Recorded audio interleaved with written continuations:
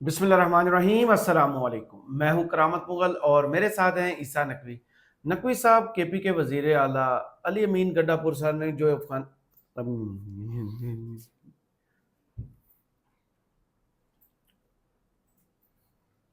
बिस्मिल्लाहिर्रहमानिर्रहीम। अस्सलाम वालेकुम। मैं हूं करामत मुगल और मेरे साथ हैं ईसा Naqvi.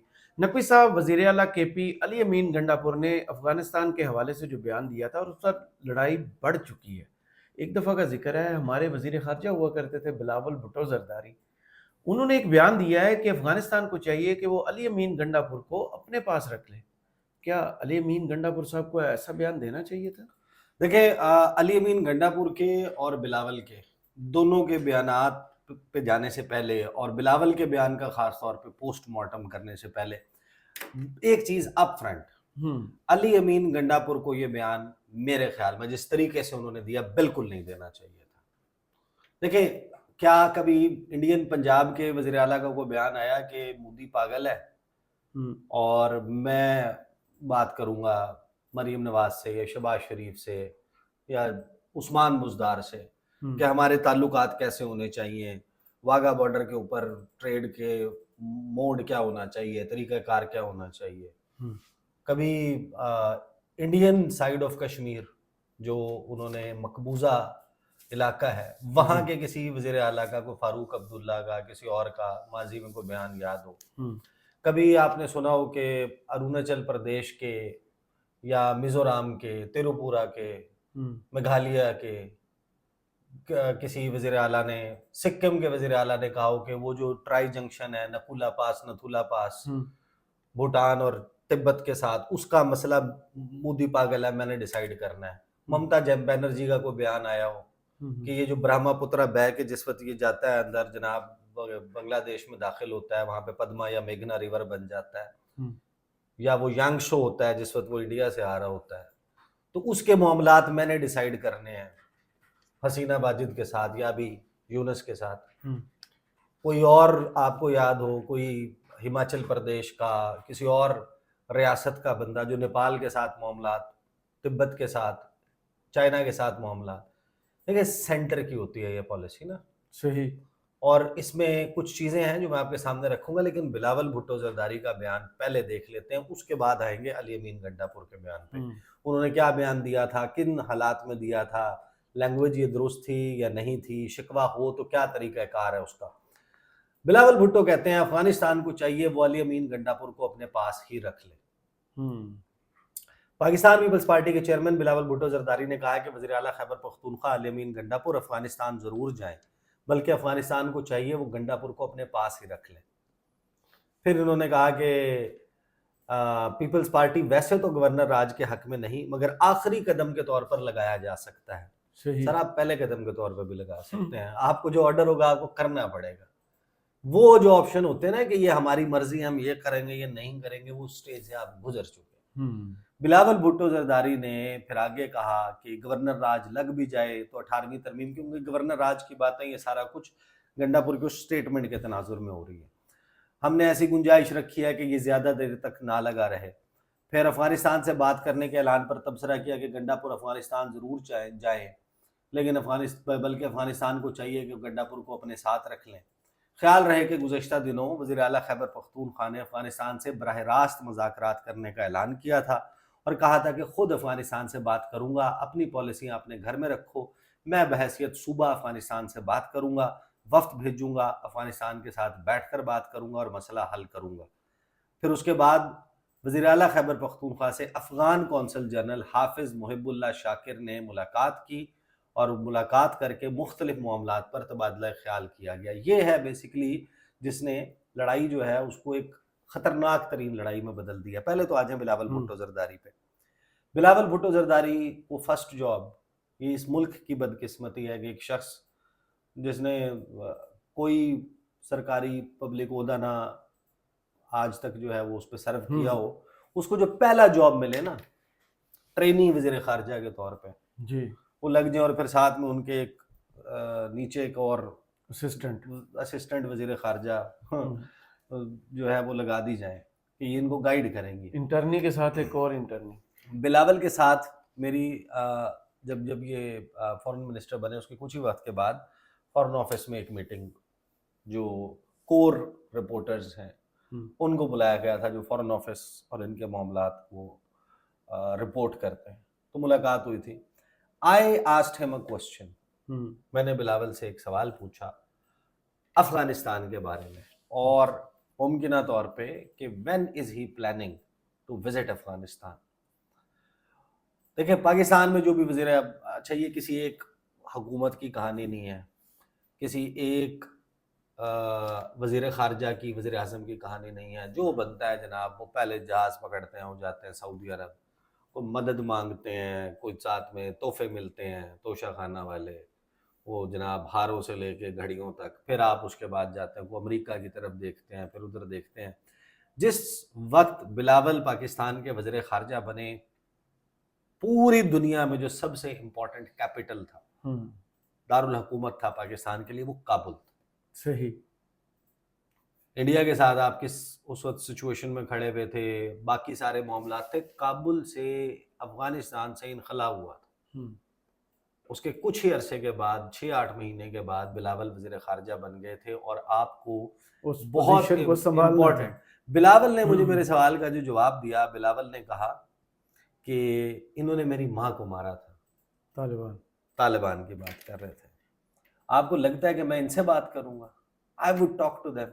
The way he said that, یہ کسی دنیا کا وزیر خارجہ یہ نہیں کہہ سکتا کہ فلاں ملک کے ساتھ میرا پرسنل گریونس یہ ہے, لہٰذا میری ریاست یا میں ملک میں اس ملک پیچھے. بلاول نے وزٹ نہیں کیا افغانستان کا, اور جو ریبف تھا, ریبیوک تھا, یا جو اس میں تحقیر اور وہ سارا کچھ تھا, وہ پھر ٹرانسلیٹ ہوا نا.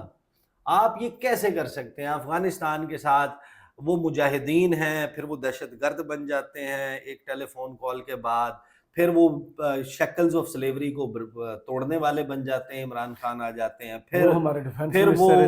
پھر وہ میری ماں کو مارا تھا اور یہ بن جاتے ہیں. ایسے تو نہیں ملکوں کی پالیسی چلتی. پرسنل لائکنگ ڈس لائکنگ, آپ کو ریاست کی پالیسی کو کانسٹنٹ رکھنا ہے نا. چہرہ تبدیل ہونے سے آپ کا ویو پوائنٹ اور یہ سب تبدیل ہوتا ہے. یہ رولر کوسٹر رائڈ, یعنی کہ پاکستان وہ ملک ہے جہاں کا DGISI جو ہے اس نے اور وزیر خارجہ نے ملا عبدالغنی برادر سمیت جو 12-13 رکنی ڈیلیگیشن آیا تھا اس سے جپھی ڈالی تھی اور اس کی تصویریں جاری کی گئی تھی فورن آفس کے ویسٹیبیول سے. ملا عبدالغنی برادر کو کس نے رہا کیا تھا جیل سے؟ کیا فیسیلیٹیٹ کرنے کے لیے؟ ہم نے ہی رہا کیا تھا. دوحہ پروسیس کو کون فیسیلیٹیٹ کر رہا تھا؟ ہم کر رہے تھے. ملا منصور اختر کہاں پر سے کراس اوور کرتے ہوئے مارا گیا تھا؟ مری میں کیا پروسیس چل رہا تھا؟ ہم یہ سب سے بڑی بات وہ لندن سے ایک تصویر جاری ہوئی تھی اور نواز شریف صاحب اور افغانی وہ حمداللہ محب والا. اچھا پھر یہ ہم جو فیض حمید کی ادھر سرینا کابل میں وہ چائے کی چسکی جو ہے وہ کہتے ہیں بہت مہنگی پڑی ہے, یہ حکومت کہتی ہے نہیں. لیکن دیکھیں نا, یہ آپ نے بیسیکلی پوری تمام وقت پالیسی جو ہے وہ اپ اینڈ ڈاؤن رکھی ہے. اس کی وجہ سے بہت سارے مسائل ہیں. حکومت کو, ریاست کو اس کے اوپر بیٹھ کے کنسنسس کریٹ کر کے اس پالیسی کو مسلسل رکھنا ہوگا کہ یہ ہے ہمارا ویو پوائنٹ افغانستان کے بارے میں اور وہاں کی حکومت کے بارے میں, اور ہم نے اس طریقے سے ڈیل کرنا ہے. آپ کو ساتھ میں جو ہے وہ کچھ کتابیں بھی پڑھنی چاہیے. آپ کو ان دا لائن آف فائر پڑھنا چاہیے. آپ کو وہ پڑھنا چاہیے کہ اس وقت فلاں وقت کے اوپر کیا چیز ہوئی تھی. آپ کو جو ہے وہ جو شاہد عزیز ہیں, جنرل شاہد عزیز, ان کی کو کتابیں جو ہیں وہ پڑھنی چاہیے. باقی لوگوں کی کہ آپ کو غلطیوں کا, صحیح غلط کی بات سے ہٹ کے کہہ رہا ہوں, آپ کو علم تو ہو. اب آ جائیں علی امین گنڈاپور. علی امین گنڈاپور نے جو اسٹیٹمنٹ دیا, بہت سارے لوگ کہہ رہے ہیں بہت ٹھیک اسٹیٹمنٹ دیا, میرے خیال میں بالکل غلط اسٹیٹمنٹ تھا. علی امین گنڈاپور جو ہے وہ یہ نہیں کہہ سکتے کہ تم اپنی پالیسیاں اپنے پاس رکھو. پاکستان ایک فیڈریشن ہے نا, وفاق ہے, اور وفاق کی اکائیاں ہیں. جس طرح میں اسٹیٹس گنوا رہا ہوں آپ کو کہ انڈیا میں کوئی ایک ریاست یہ نہیں بتا سکتی کہ میں نے چائنا کے ساتھ یہ تعلقات رکھنے ہیں. ناگالینڈ جو ہے وہ یہ نہیں بتا سکتا کہ جناب ہم نے ناگا ریبلز کا ایشو ایسے سالو کرنا ہے, سینٹر جو کہتا ہے وہ اپنے پاس رکھے. ہم نے برمیز یا پھر میانمار کے ساتھ بارڈر کے مسائل ایسے طے کرنے ہیں. جو تریپورہ، میزورام، باقی جو ہے آسام ہے، یہ ریاستیں ادھر کا بنگلہ دیش کا نہیں کہہ سکتی، اروناچل پردیش اپنے طور پہ چائنا کے ساتھ کوئی سولو فلائٹ نہیں لے سکتا، اسی طریقے سے علی امین گنڈاپور بھی یہ نہیں کر سکتے. ڈیولپمنٹ پروجیکٹس کر سکتے ہیں، معاہدے ہو سکتے ہیں حکومتوں کے ساتھ، اس میں بھی فارن آفس انوالوڈ ہوتا ہے. دیکھیں کوئی ایسا صوبہ ہے پاکستان کا کہ جس میں وزیر خارجہ موجود ہو؟ نہیں. وزیر خارجہ تو مرکز میں ہوتا ہے، کیونکہ یہ پالیسی، یہ سبجیکٹ مرکز کا ہے. یہ ڈیسائیڈ کسی صوبے نے نہیں کرنا کہ فلاں ملک کے ساتھ تعلقات کیسے ہوں گے. ہاں، ان تعلقات کے نتیجے میں ہم نے ان کے ساتھ کون سے اوورچرز کرنے ہیں، یہ ہم نے ڈیسائیڈ کرنا ہے. جو وہ بات کر رہے ہیں اس بات کی اصل درست ہے کہ اس مسئلے کو جو توجہ درکار ہے وہ توجہ شاید نہیں مل پا رہی، یا اس صوبے کے عوام کے جو ضروریات ہیں یا اس کے مطابق اس کو ایجیٹیٹ کرنے کا فورم ہے پاکستان کے انٹرنل فورمز. جی. آپ ایپیکس کمیٹی کے لیول پہ، آپ انٹرنلی ملک کی ملٹری لیڈرشپ کے ساتھ، وفاق کے ساتھ اس معاملے کو اٹھائیں، شد و مد سے اٹھائیں. یا آپ دیکھ لیں کہ ابھی کتنا فوکس ہے ہمارے وزیر خارجہ اور ڈپٹی وزیر اعظم اسحاق ڈار صاحب کا ٹورڈز کابل، کتنے انہوں نے جا کے وہاں پر صوفے توڑ دیے جا کے. نہیں فوکس نظر آتا نا. جی. وہ تو ان کے تو گفتگو جو پریارٹیز ہے میں لندن، وہ آئی ایم ایف کے متعلق، اور وہ جناب وہ جہاز پکڑتے ہیں، وہ لندن چلے جاتے ہیں. وہ فارن آفس میں معیشت ڈھونڈ رہے ہیں. جانا انہوں نے جناب وہ نہیں، خیر معیشت سم ہاؤ ریلیٹڈ بھی ہے آپ کے فارن لیکن آفس اس کا میں، فارن آفس سے زیادہ انٹرسٹ معیشت میں ہوتا ہے. انیبلنگ وہ کتنی چیزیں کمیٹیاں جن فراہم کے وہ کرتے ہیں. سربراہ. ہاں بالکل ایسا ہی ہے. یہ تو میں آپ کی بات سے کہ جناب جانا ہے آپ نے نیوکلیر سیکورٹی سمٹ میں، پہنچ جاتے ہیں آپ لندن، پھر آپ وہاں چلے جاتے ہیں، وہاں سے پھر آپ واپس لندن آ جاتے ہیں. پھر جس قسم کے آپ دورے کر رہے ہیں، جو آپ کا فوکس ہونا چاہیے، آپ کو نہیں اندازہ کہ آپ کا کابل اور آپ افغانستان پاکستان کے لیے کیا کر رہے ہیں؟ سب سے فرسٹ پریفرنس یہ ہونی بلائے نا، بلا کے آپ اپنے جو سابق لوگ امبیسڈر رہے ہیں وہاں پہ، وہ آپ ان کو بٹھائیں. آپ محمد صادق صاحب کو بٹھائیں، اپنا جو درانی صاحب ہیں، خیر وہ ریزائن کر گئے، ان کو بٹھائیں. باقی لوگ جو افغانستان کو، مولانا فضل الرحمان کو بٹھائیں، جو ہمارے ماضی میں وہاں پر کسی نہ کسی پوسٹ کے اوپر سرو کرتے رہے، بیٹھ کے سر جوڑ کے اس کے اوپر وہ اٹھائیں. اور پھر یہ بتائیں نا کہ یہ ابھی آپ چلے جائیں اسلام آباد میں، یہ کیوں سیکٹر جی میں اور ایف میں اور ای میں اور مختلف جگہوں کے اوپر اب ڈالرز میں کرائے دینے پڑ رہے ہیں آپ کو؟ جی. یہ کیسے آگے تھے جو بغیر جنہوں نے بیسیکلی جانا تھا امریکہ، یہ جو سفارت خانوں کے ساتھ ہمیں ویسے بھی بغیر ویزوں کے لوگوں کو ویلکم کرنے کی عادت ہے. 20 سال جو لوگ ان کو سرو کرتے رہے افغانستان میں، جو سٹاف تھا امریکی ایمبیسی سے لے کے مختلف ایمبیسیز کا، اور ان کے اساف اور نیٹو کے مشنز کے ساتھ ٹرانسلیٹر کے طور پہ، انفارمر کے طور پہ یا کسی اور معاملے میں کام کرتے رہے، ان کے لیے تھریٹ کریٹ ہو گیا کہ جناب یہ جب چلے جائیں گے، طالبان آ رہے ہیں، طالبان ان کو جو ہے وہ ہٹ کریں گے. امریکہ اور ان ممالک کو لے کے جانا تھا نا انہیں، اپنے ساتھ جا کے سیٹل کرتے. آپ کا بیگیج تھا، وہ جہاز ادھر اڑانے کے بجائے وہ اٹھا کے ان کو پاکستان میں. کتنے ہزار لوگ ہیں جن کے ساتھ پھر ان کے فیملی کے لوگ اور دیگر، اور ہم ایک ٹرانزٹ اسٹیشن بنے ہوئے ہیں. یہ ختم ہونا چاہیے. اور اس کے لیے جو پالیسی ہے کہ ان لوگوں کو آپ نے کسی ایک طریقہ کار کے تحت یہاں سے بھیجنا ہے، واپس رخصت کرنا ہے، اس طریقہ کار پہ عمل درآمد کے لیے بھی یہ ایڈریس کرنے کے لیے تو وہ ہے علی امین گنڈاپور کا. لیکن یہ کہنا کہ میں سولو فلائٹ لوں گا، یہ کہنا کہ آپ اپنی پالیسی اپنے پاس رکھیں، میں بحیثیت صوبہ جو ہے وہ طے کروں گا معاملات افغانستان کے ساتھ، اٹ کانٹ بی ڈن. صحیح. And it is not done like this.